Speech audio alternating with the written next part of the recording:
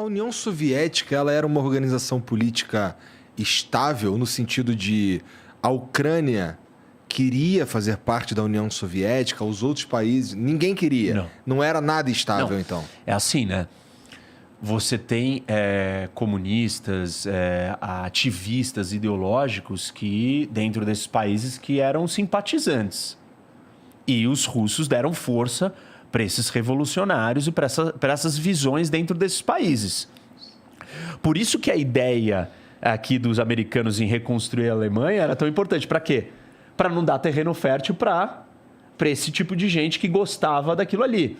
Mas a maioria não queria. Por quê?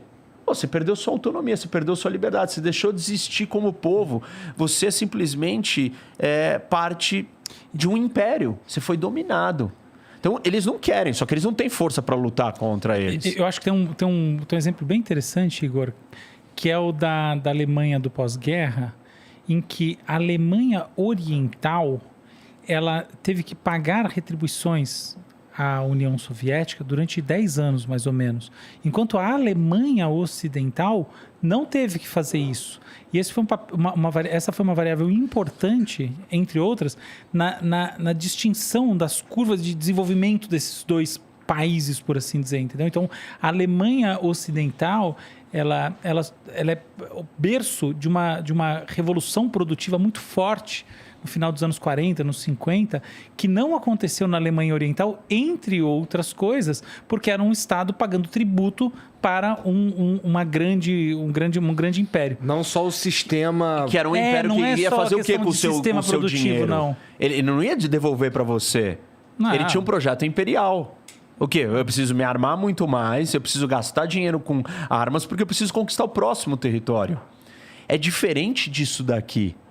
Esse projeto aqui, ele não é expansionista por essência. Ele não está querendo invadir a Ucrânia. Isso que eu queria que você comentasse. Quando eu falei... A OTAN, a expansão da OTAN não é sobre invadir a Ucrânia, dominar os ucranianos e falar assim, agora vocês são forçados a ser da União Europeia. Pelo contrário, é difícil você entrar para a OTAN e você entrar para a União Europeia. Não é assim, não é assim. Você não quer?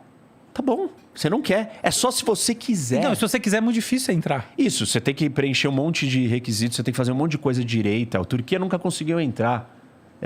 E ela quer entrar. Hoje talvez não queira mais, mas ela quis entrar durante muito tempo. Então, isso daqui é voluntário, essa aliança.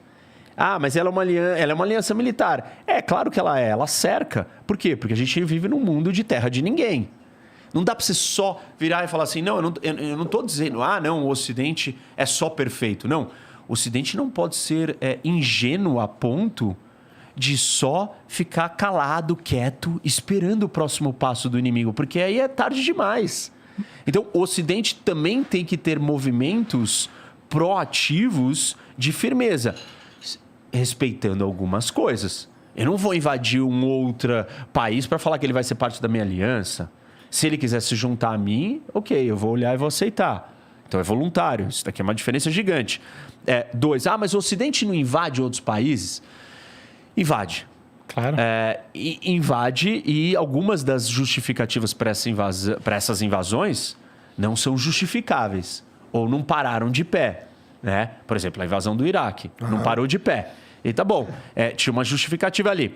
Mas tem um elemento em jogo aqui. E eu não estou defendendo, eu estou trazendo informação para que as pessoas possam compreender quais são as distinções. Senão, não precisa ouvir. Senão é visão ideológica. Eu amo aquilo, odeio o outro. Democracia e não democracia. A Ucrânia é uma democracia. A Rússia não é. Uma não democracia está invadindo uma democracia. Isso é inversão da ordem. Os Estados Unidos invadiu o Iraque. Está aqui. Invadiu. O Iraque não era uma democracia. E lembra da regra, né? Democracias não entram em guerra, democracias. Mas por que isso faz diferença? Porque o projeto de uma democracia em guerra é diferente. Como assim? Quem vai para a guerra na democracia? A população. Quem vai para a guerra na ditadura? A população. Mas na democracia, o que acontece quando você não gosta da guerra? Você tira aquele cara do poder. Assim.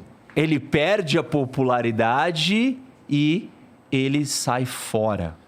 Você tem eleições e a população fala assim: eu não quero mais os meus filhos morrendo. Eu não quero mais pagar imposto para uma guerra idiota e inútil. Guerras são impopulares num regime onde você pode falar o que você acha. Na Rússia, pode ser impopular Os o quanto Estados for. Unidos, mais ou menos, gosta de o povo lá curtir uma guerrinha. Olha o que aconteceu na Guerra do Vietnã. A guerra aconteceu, durou um tempão, mas as manifestações, o protesto foi uma tragédia politicamente. E a população respondeu. Isso não existe aqui. Mas a gente tem nos Estados Unidos lá, eu entendo que não existe aí, mas nos Estados Unidos lá, acontece, por exemplo, existem antes do Trump, o Obama, do bem, todo mundo curtiu Obama, tal, não sei o quê, mas parece que vai chegando na época de eleição ali, eles arrumam uns probleminha com os outros, não acontece isso? Isso é um movimento político, que você, para você distrair Talvez das questões domésticas, você acha um inimigo externo. E aí você une a família com um problema que cara, aquele não é um estranho, é um estrangeiro. Que é diferente do estranho, né? Os brasileiros, a maioria são estranhos entre nós, mas somos da mesma família. O estrangeiro não, é outra coisa. Então, essa é uma jogada política que existe. Mas guerras em democracia são difíceis de sustentar. Muito difíceis. Porque a população vai dar pitaco. Esse é um ponto. Depois, você vai gastar e as pessoas não querem pagar mais. Porque quem paga pela guerra? Sou eu. Pagando imposto, você. Na Rússia você não tem opção, você nunca pode criticar o imposto que você está pagando. Na democracia você pode. Mas a gente escolhe mal. Na hora de escolher, vira e fala assim, eu vou votar naquele ali... Mal pra caralho. Porque, sei lá, não sei o que ele vai fazer com o meu dinheiro. Ele não tá nem aí.